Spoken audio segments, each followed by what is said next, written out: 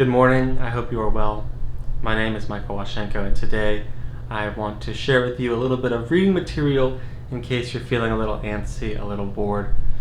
So, if you're familiar with the canon of art history for the last 100 years, you've probably heard the name Marcel Duchamp.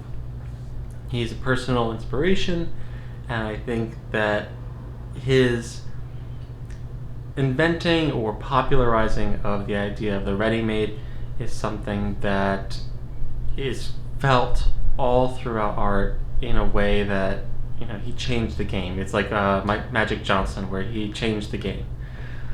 And I want to, if you are not familiar with him, then I highly recommend that you learn much more about him, because I think that what he does, whether you like it, whether you disagree, it has that influence.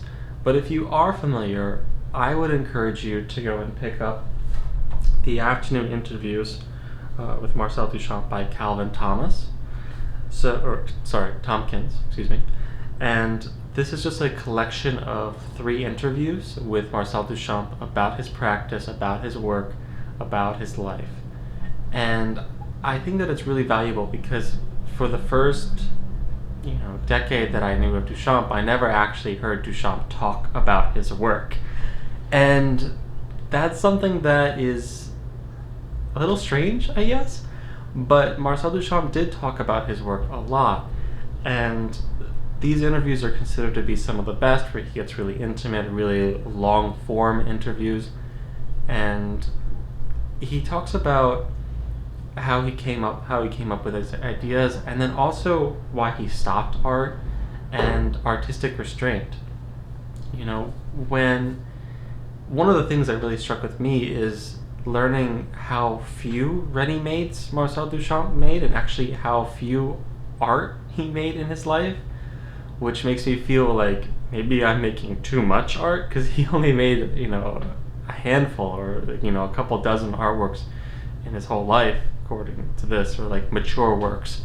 And he did that on purpose. He said that in order for the work that he made, the ready-made that he made, to feel special and be special, he can't just go out and do it every week. It has to be very considered. It has to be something that happens on a rare enough occasion that it is special.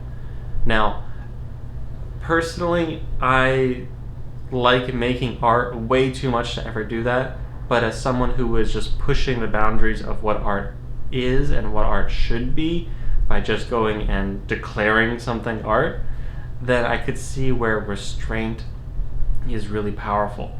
So that's something to consider. I think that if you are making art in your home right now, think about restraint. Think about what it is that you want to restrain and what it is that you don't want to restrain.